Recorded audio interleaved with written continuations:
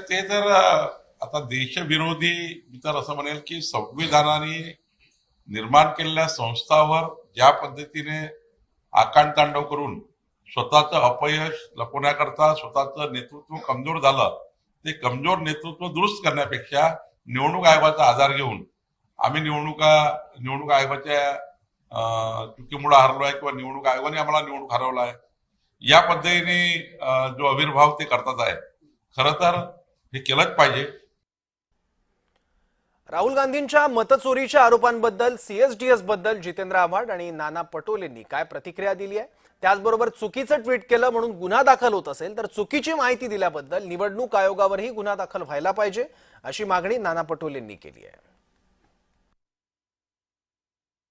मतदार याद्यांमध्ये 10 ते 15,000 नावं ही जी काँग्रेसचे वोटर होते त्यांना बाहेर काढून त्यांच्या जागी डुप्लिकेट वोटर टाकण्यात आले आणि पुराव्यानिशी आम्ही त्यांना याद्या दिल्या होत्या.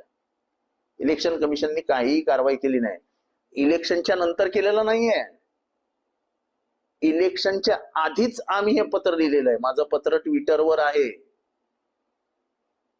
त्याच्यावर संजय राऊत, जयंत पाटील आणि नाना पटोले यांच्या सह्या आहेत.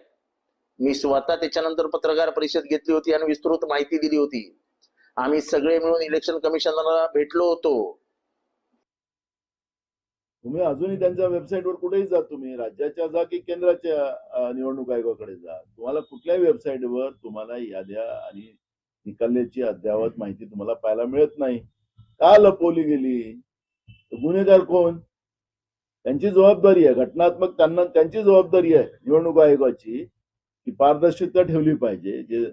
जे काही प्रक्रिया आहे ती प्रक्रिया लोकांच्या समोर ठेवली पाहिजे. तुम्ही लपवता कशासाठी? या प्रश्नाचं उत्तर त्यांनी द्यावं. संजीव कुमारांनी काय चुकीचं ट्विट केलं तो चौकशीचा भाग आहे.